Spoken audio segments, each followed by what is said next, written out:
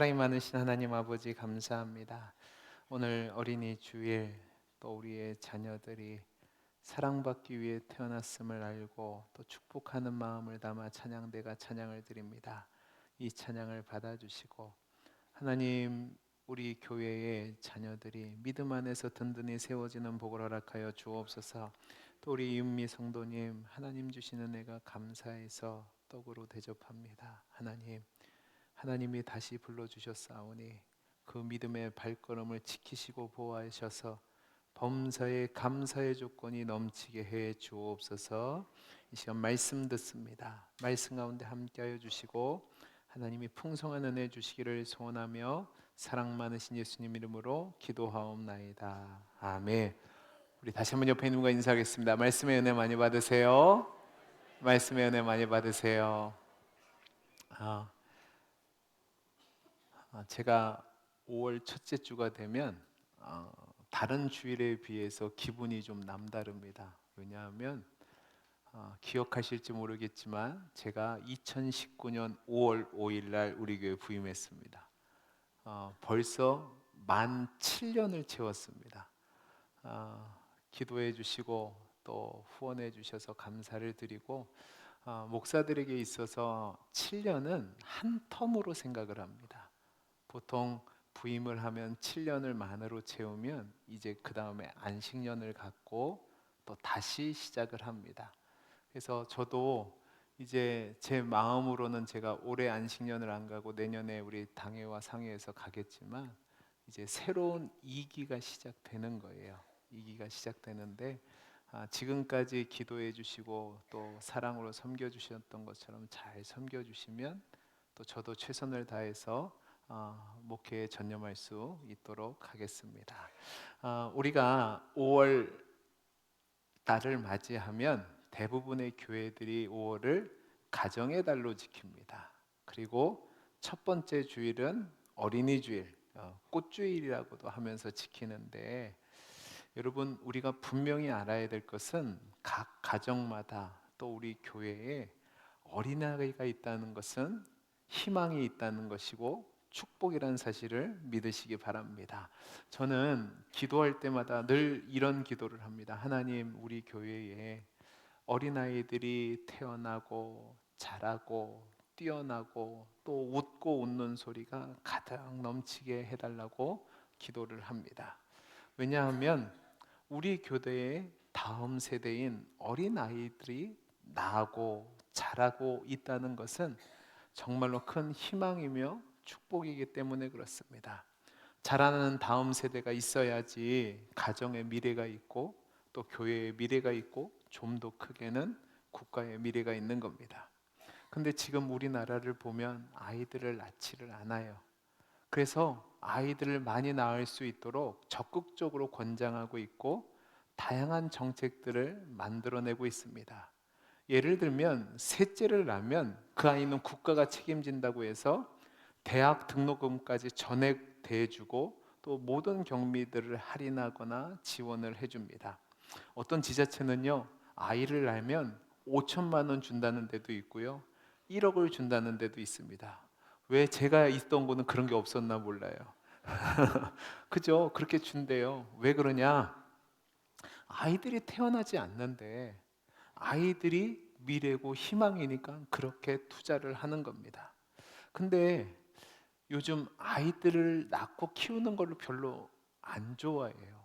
어렵게 생각해요. 그래서 아이들을 키우기보다는요, 애완동물을, 요새는 애완동물이라고도 안 해요. 반려동물을 키우는 것을 더 자연스럽게 생각을 합니다.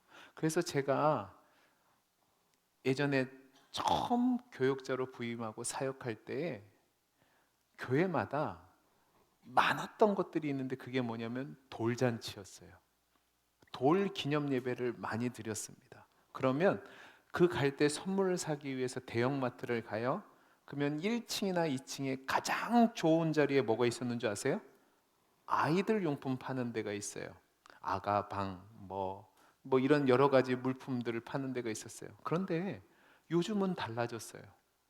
대형마트를 가면 그 자리에 다른 게 들어왔어요. 그게 뭔지 아세요? 반려동물 용품을 파는 겁니다. 그리고 사모랑 저녁마다 산책을 다니다 보면 깜짝깜짝 놀랄 때가 있어요. 애야 애야 아빠한테 와 그래요. 엄마한테 와 그래요. 근데 애는 없어요. 어, 왜 이러지? 그럴 때가 있단 말입니다. 그만큼 반려동물 키우는 사람들이 많아졌어요. 왜냐하면 아이들을 키우게 하는 것은 너무나도 어려운 일이에요. 그러니까 아이들은 낳지 않고 대신 반려동물을 키우는 것으로 대체하는 거죠. 이런 시대가 되니까 더욱더 아이들 한 명 한 명이 귀한 시대가 되었습니다. 우리 교회만 해도 어린아이들 하나를 보면 아기 한 명이 있으면 주변에 할머니들이 다 둘러싸 가지고요, 얼마나 사랑스럽게 보는지 몰라요. 그리고 각 가정만 해도 어린아이 하나 있으면 주인공으로 세워져요. 예전에는 한 집안에 가면 1순위가 누구였죠? 아빠였습니다. 요즘은 아빠가 몇 번이게요? 꼴번입니다. 1등 누구? 첫째 딸, 첫째 아들. 2번 둘째 딸, 둘째 아들. 셋 번째 엄마, 네 번째 아빠. 이렇게 되는 거죠. 다 안 나니까, 귀하니까 공주처럼 왕자처럼 사랑과 애정을 담아서 키우는 겁니다. 그런데요, 여러분, 이렇게 바뀐 게 그렇게 오래되지 않습니다. 여러분, 우리나라에 어린이날을 처음 제정한 해가 언제냐면 1922년입니다. 왜 어린이날을 정했을까요? 이때만 해도 어린아이들을 제대로 대우하지 않았고요, 온전한 사람으로 인정하지 않아서 그렇습니다. 제가 어릴 때 기억나는 것이 있는데, 시장 가면 항상 상인들이 하는 말이 애들은 가라였습니다. 어린 아이들은 애들, 어린 것들이라고 부르면서 존중하지 않았단 말입니다. 그리고 대부분의 아이들은 농사를 짓는다거나 또 공장에 보낸다거나 값싼 노동력으로 취급되던 때가 있었습니다. 그러니까 교육받지 못한 애들도 많았겠죠. 여러분, 제가 어린 시절 제가 몇 번 경험을 해본 적이 있는데, 우리 고모네를 가면, 우리 고모네가 좀 잘 살았어요. 그러면 13살, 14살 먹었던 누나들이 식모로 와 있었습니다. 집이 어려우니까 어린 나이에 다른 집에 가서 일을 하게 되는 겁니다. 여기 계신 분들 중에서도 그런 경험 하신 분들이 있었을 거고, 또 그런 것들을 본 분들이 있을 겁니다. 그런데 이렇게 아이들을 귀하게 여기지 않았던 상황이요, 성경 속 시대와도 비슷합니다. 특별히 이 성경이 쓰여질 당시 로마 시대는요, 어린 자녀들은 사람으로 제대로 취급한 것이 아니라 부모의 소유물, 재산으로 여겼습니다. 그래서 원하지 않는 아이가 태어나면 부모들이 아이들을 버리는 일들이 허다했습니다. 특별히 여자아이로 태어나면 노동력의 가치가 떨어졌기 때문에 더더욱나나 그렇게 함부로 대했습니다. 어른들의 소유물이면서도 동시에 힘도 없고 불완전한 존재들이니까 성경에서도 그렇고 당시 문화에서도 그렇고 아이들은 사람 수를 셀 때에 포함시키지 않았습니다. 어른들이 모이는 곳에 아이들이 함부로 갈 수도 없었죠.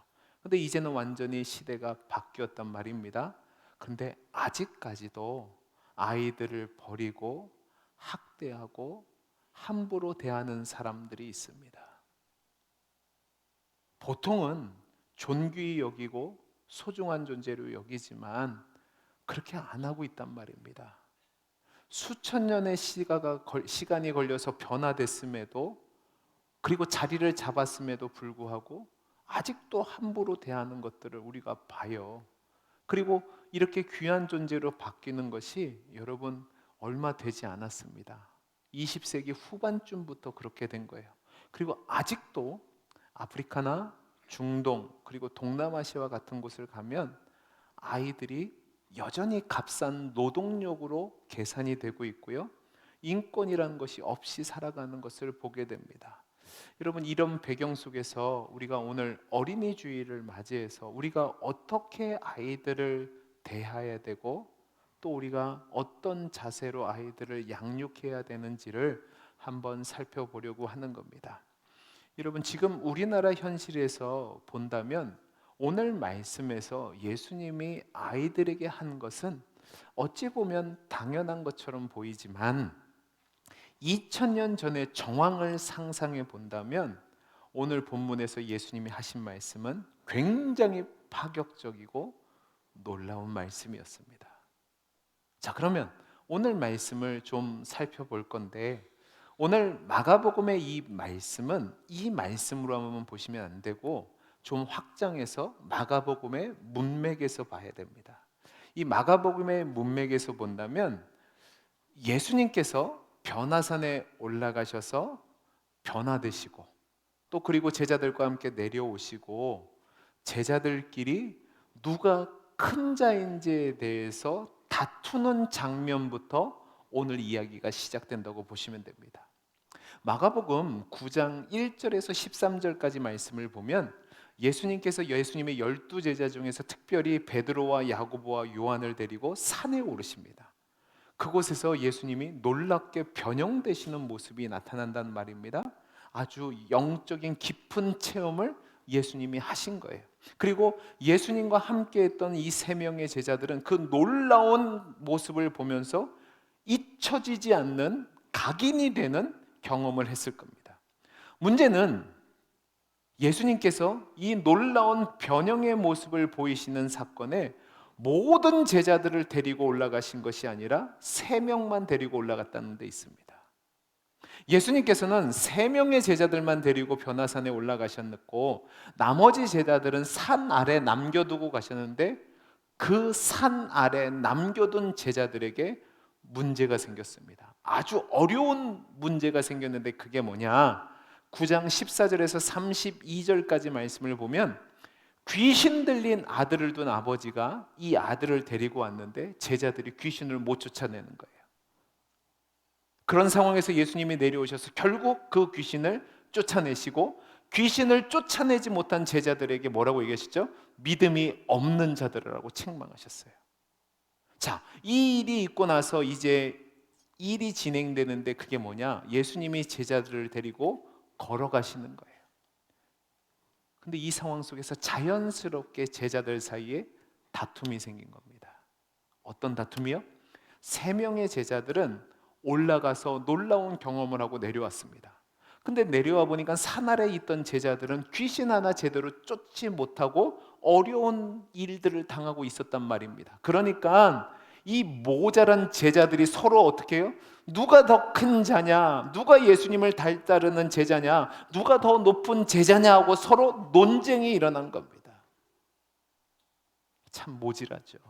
근데 예수님께서 그 논쟁을 보시고 누구든지 첫 번째 제자가 되려고 하면 무사람의 끝이 되어야 된다고 말씀하시면서 어린아이 1명을 데려옵니다. 그리고 그 아이들 제자들 사이에 세우시고는 안고 이렇게 말씀하시는데 마가복음 35절에서 37절이에요. 우리 같이 한번 읽어보겠습니다. 시작. 예수께서 앉으사 12제자를 불러서 이르시되 누구든지 첫째가 되고자 하면 무사람의 끝이 되며 무사람을 섬기는 자가 되어야 하리라 하시고 어린아이 하나를 데려다가 그들 가운데 세우시고 안으시며 제자들에게 이르시되 누구든지 내 이름으로 이런 어린아이 하나를 영접하면 곧 나를 영접하며 누구든지 나를 영접하면 나를 영접함이 아니요 나를 보내신 이를 영접함이니라. 아멘.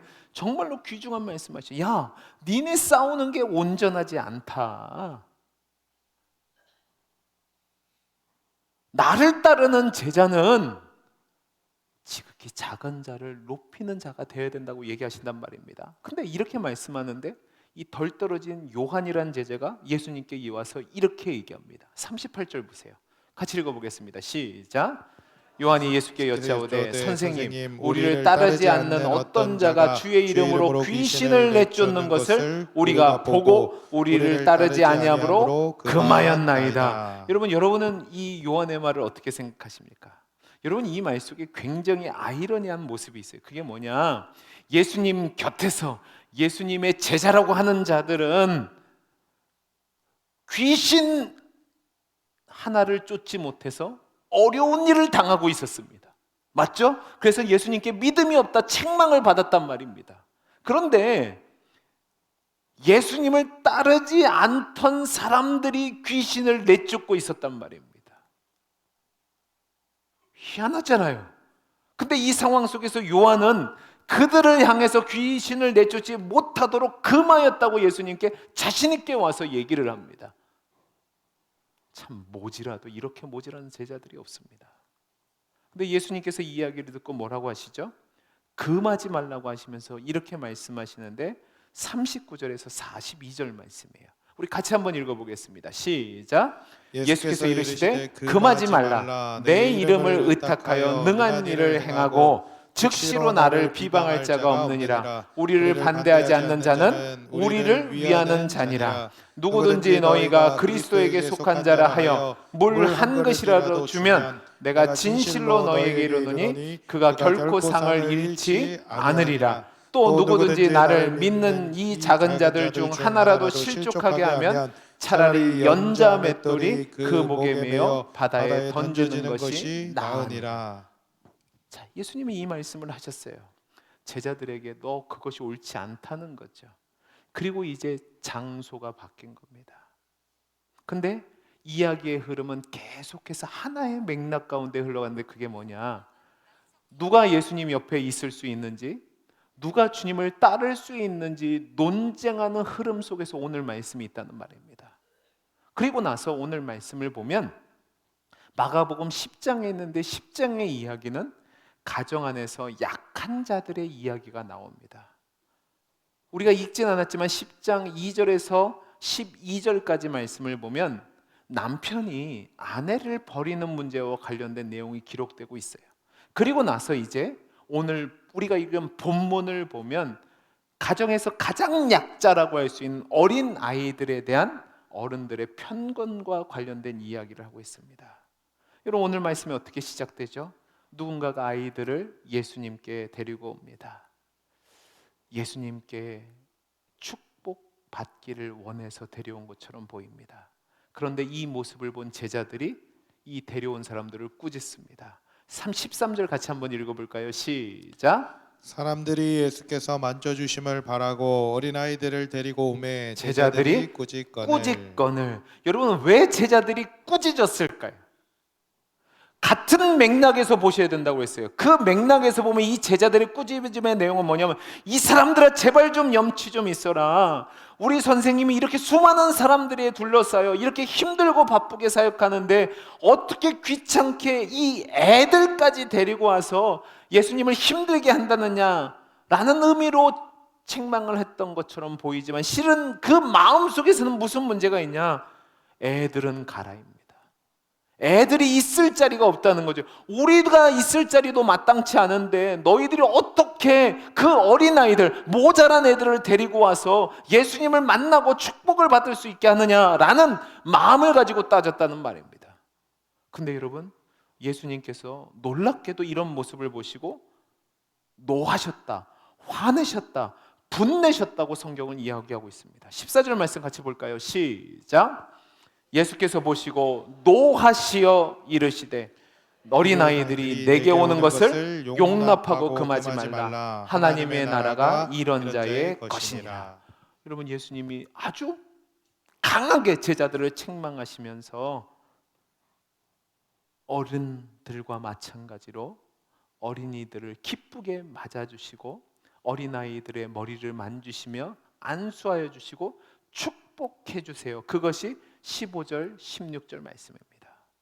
여러분 제가 방금 말씀드렸던 것처럼 제자들 사이에서는 누가 예수님께 나올 수 있고 누가 예수님 옆에 앉을 수 있고 누가 예수님께 인정을 받을 수 있나 축복을 받을 수 있나 크고 작은 자인가의 논쟁 중에 있었단 말입니다. 그런데 정작 예수님은 그들의 논쟁과는 상관없이 그때 당시 분위기로 보면 사람 취급도 받지 못한 어린아이들을 가까이 두시고 품에 안으시고 축복해 주셨다. 이게 오늘 마가가 우리에게 하는 말씀입니다.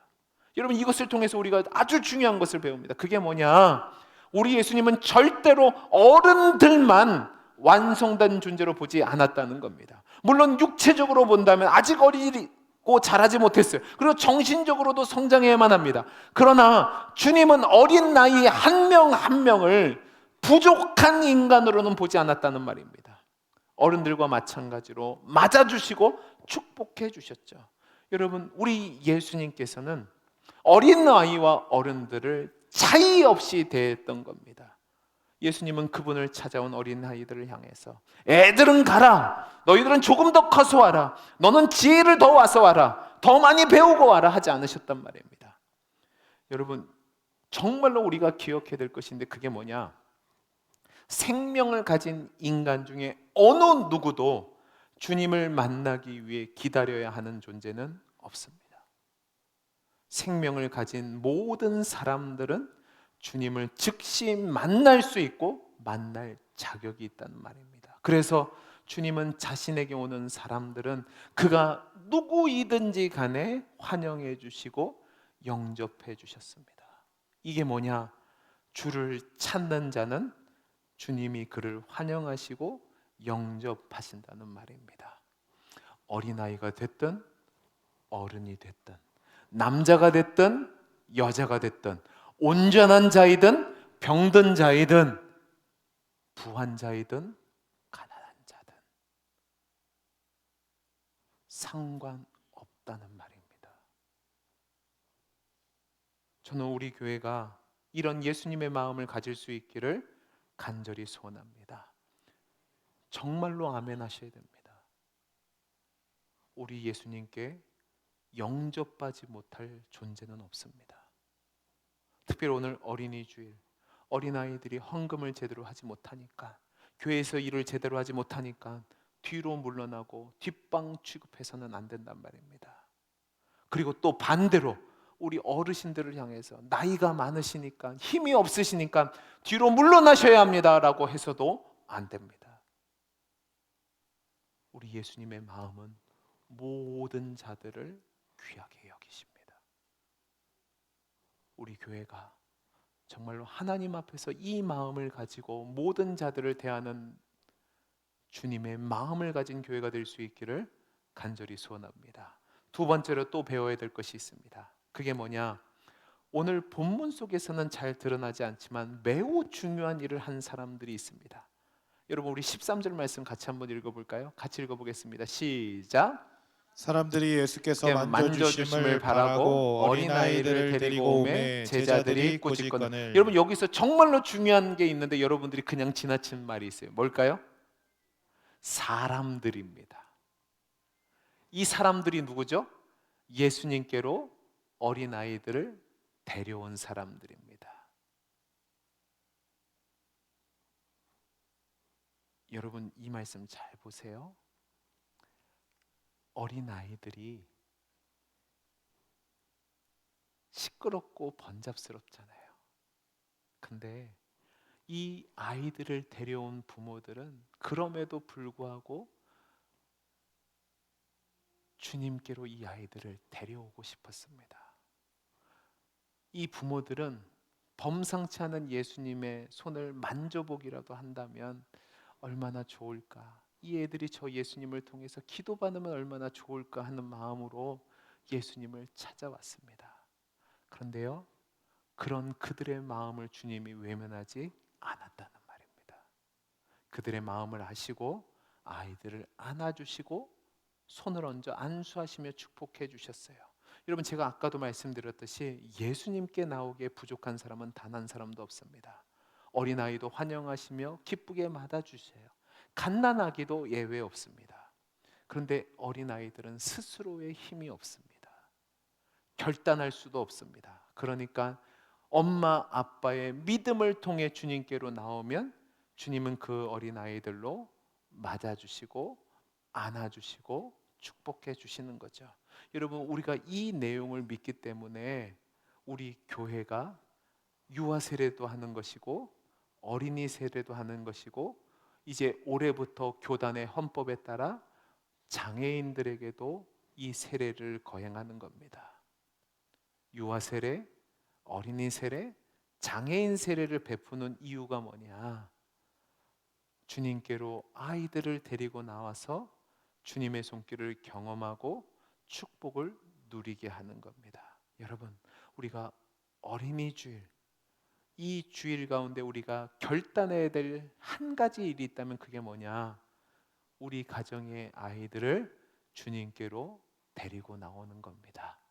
목사님, 저는 아이들이 다 컸는데요. 그래도 애들입니다. 그리고 그 애들이 컸으면 이제 누구들 데리고 나와야 돼요? 손주들. 주님께로 데리고 나오는 겁니다. 그러면 주님이 일하십니다. 주님이 한 명 한 명 안아주시고 안수하여 주시고 축복해 주시는 거죠. 그러니까 주님께로 아이들을 데리고 나오는 일이 정말로 중요한 겁니다. 여러분, 우리 오늘 말씀 16절을 같이 한번 다시 읽어볼까요? 같이 읽어보겠습니다. 시작. 그 어린아이들을 안고 그들 위에 안수하시고 안수하시고 축복하시니라. 여러분, 예수님께서는 부모들의 손에 이끌려 나온 아이들 하나하나를 안아주시고 영접해 주시고 안수하여 축복해 주셨을 뿐만 아니라 이 일이 얼마나 귀한 일인지에 대해서 말씀해 주셨는데, 우리 아까 읽었는데 9장 37절 38절 다시 한번 같이 읽어볼까요? 시작. 어린아이 하나를 데려다가 그들 가운데 세우시고 안으시며 제자들에게 이르시되 누구든지 내 이름으로 이런 어린아이 하나를 영접하면 곧 나를 영접하며 누구든지 나를 영접하면 나를 영접함이 아니요 나를 보내신 이를 영접함이니라. 아멘. 여러분, 뭐라고 되어 있습니까? 어린아이 하나를 사랑하고 받아들이고 영접하는 것이 예수님을 영접하는 것과 같다고 말합니다. 이 말은 어린아이 하나를 영접하고 그 아이를 잘 돌보는 일이 곧 하나님을 경외하며 섬기는 일이란 말씀입니다. 여러분, 얼마나 놀라운 말씀인지 모릅니다. 우리 가정에 어린아이가 있다면 이 말은 바로 우리 가정에 예수님을 모시고 있다는 말로 바꿀 수 있는 겁니다. 어린아이가 변형된 예수님의 모습이라고 말해도 과장이 아닌 거죠. 그래서 그 아이들을 잘 섬기는 일이 그 아이를 보내신 예수님을 영접하며 섬기는 일이라고 말씀하는 겁니다. 여러분, 오늘 우리 예배 드리는 가운데 우리 솔직하게 여러분 스스로 대답해 보시기 바랍니다. 여러분은 여러분 집안에 있는 자녀들을 어떻게 대하십니까? 혹시 기분 나쁠 때 화풀이 대상으로 함부로 대한 적은 없으십니까? 여러분 자녀를 여러분의 소유물처럼 대하고 여러분의 가치 실현의 도구로 생각해서 아들을 대하고 또 아이들을 노엽게 하며 함부로 대하시지는 않으셨습니까? 사랑하는 부모 여러분, 여러분이 키우는 여러분의 자녀들을 잘 영접하면 주님을 영접하는 겁니다. 아마 예수님이 여러분 집에 오셨다면 함부로 대하는 분은 없을 겁니다. 교회에서도 마찬가지입니다. 여러분, 물론 말 안 듣고 번잡스럽고 문제가 있을 수 있죠. 그러나 그 아이를 누가 보내셨다고요? 예수님이 보내셨다고요. 그리고 그 아이가 누구 같다고요? 예수님 같다고요. 그러면 예수님을 영접하는 마음으로 사랑으로 대해야 될 줄로 믿습니다. 예배 시간에 떠들어도 좀 괜찮아요. 장난쳐도 괜찮아요. 이놈의 새끼 혼내지 마세요. 여러분, 제가 목사가 됐다니까요. 부흥사 목사님한테 들으셨잖아요. 여러분, 제가 목사가 될지 누가 알았겠어요? 이분이 깜짝 놀라셨대요. 제가 목사 된 거 보고. 여러분이 혼내는 애가 목사가 될 수도 있고 교회를 대적하는 애가 될 수도 있습니다. 물론 도덕이랑 예절 가르쳐야 되죠. 그러나 그것 때문에 함부로 대하거나 함부로 화를 쏟아내셔는 안 됩니다. 예수님을 영접하고 대하는 마음으로 우리 아이들을 대하시는 우리 선생님들 되시기를, 우리 성도님들 되시기를 간절히 소원합니다. 그래서 여러분, 우리 교회가 우리 유치부 선생님들이 어떻게 하면 유치부를 부흥시킬 수 있을까 고민하다가 새들원의 아이들을 받아서 함께 예배를 드리고 있습니다. 그 아이들이 부모님 없이 자라다 보니까 행동에 좀 과잉된 부분이 있어요. 그래서 보통 아이들은 한 명이면 되는데 그 애들은 두 명씩 달라붙어야 된다고 합니다. 근데 그럼에도 불구하고 우리가 그 아이들을 받아들이고 함께 예배하는 이유는 이 말씀 때문에 그렇습니다. 그래서 여러분들이 지나가다가 그 아이들을 보면 머리라도 한 번 더 쓰다듬어 주시고 또 반갑게 맞아 주시는 우리 성도님들이 되시기를 간절히 소원합니다. 여러분 기억하셔야 됩니다. 아이들에게 함부로 여러분의 감정을 쏟아내지 마십시오. 아이들은 여러분의 감정의 쓰레기통이 아닙니다. 얼마 전에 이 바로 앞에 있는 쌍용 아파트에 있는 고등학교 1학년짜리 여자애가 뛰어내렸다고 합니다. 시험을 봤는데 원하는 성적이 나오지 않아서 뛰어내렸대요. 근데 주변의 이야기를 들어보니까 엄마가 그 아이에게 계속 공부하라고 좀 과한 푸시업을 했던 것처럼 보입니다. 여러분, 여러분의 자녀들을 사랑으로 대합니까? 아니면 수단으로 대합니까? 공부를 못해도 하나님이 여러분에게 주셨다는 사실을 기억하시고 사랑으로 대하시기 바랍니다. 있다는 것만으로도 행복한 겁니다. 여러분 자녀 처음 낳았을 때 어떻게 대하셨습니까? 자녀 처음 낳았을 때 어땠죠? 바람이 뭐였어요? 다른 거 없다. 뭐만 하면 돼요? 건강하면 돼요. 근데 잘하면 잘할수록 뭐가 하나씩 덧붙여. 말도 좀 잘 들었으면 좋겠고, 거기다 공부도 좀 잘했으면 좋겠고, 키도 좀 컸으면 좋겠고. 여러분 욕심이에요. 여러분이 공부 못했는데 왜 자녀가 공부를 잘해야 돼요? 여러분이 키가 안 큰데 왜 자녀들이 키가 커야 돼요? 좀 더 원색적으로 하면 여러분이 상처받을까 봐 제가 얘기는 안 합니다. 나를 보세요. 어린아이 하나가 우리 예수님이란 마음으로 잘 대하시는 우리 성도님들 되시기를 바랍니다. 우리 마지막 세 번째로 한 가지만 더 말씀을 드리면, 오늘 말씀을 보면 우리 주님은 아이들에게도 배울 것이 있다고 말씀하십니다. 우리 14절 15절 같이 읽어보겠습니다. 시작. 예수께서 보시고 노하시어 이르시되 어린아이들이 내게 오는 것을 용납하고 금하지 말라. 하나님의 나라가 이런 자의 것이니라. 내가 진실로 너희에게 이르노니 누구든지 하나님의 나라를 어린 아이와 같이 받들지 받들지 않는 않는 자는 결단코 그곳에 들어가지 못하리라 하시고. 아멘. 여러분 일반적으로는 어른들이 아이들을 가르치죠. 아이들은 배우는 존재고 어른들은 가르치는 존재가 맞습니다. 그런데 우리 주님은 어린 아이들을 우리에게 보내시면서 뭐라고 말씀하시냐면 이 아이들을 통해 하나님을 알게 하시고 섬기는 법을 배우게 하셨다라고 말합니다. 이게 바로 하나님이 어린 아이들을 중에 주신 또 다른 신비입니다. 어른들은 어린 아이의 모습 속에서 하나님을 알게 되고 하나님의 사랑을 알게 되고 하나님을 섬기는 법을 배웁니다. 그러니까 어린 아이들이 우리가 하나님을 따르는 길에 있어서 모델이 되고 교사가 될 수 있단 말입니다. 어린 아이들처럼 전적으로 신뢰하는 것, 순수한 것, 진실한 것, 그리고 마음껏 뛰노는 그 모습 속에서 어른들은 하나님 앞에서 우리가 전적으로 신뢰하고 순수해야 되고 진실해야 되고 마음껏 뛰노는 신앙이 있어야 되는 것을 배우게 되는 거죠. 말씀을 마치겠습니다. 여러분 오늘 어린이 주일을 보내면서 우리 모든 성도님들이 어린 아이들이 어떤 존재인지 다시 한번 깊이 생각하는 주일이 되기를 바랍니다. 여러분 어린 아이들은 하나님이 기뻐하시는 존재고 하나님께 전적으로 받아들여진 귀한 존재입니다. 그리고 하나님이 우리에게 선생님으로 주신 존재들입니다. 이 아이들을 사랑으로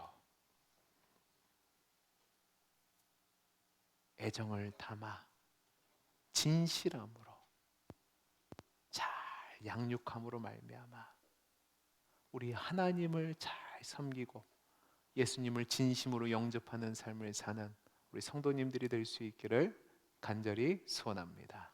기도하겠습니다.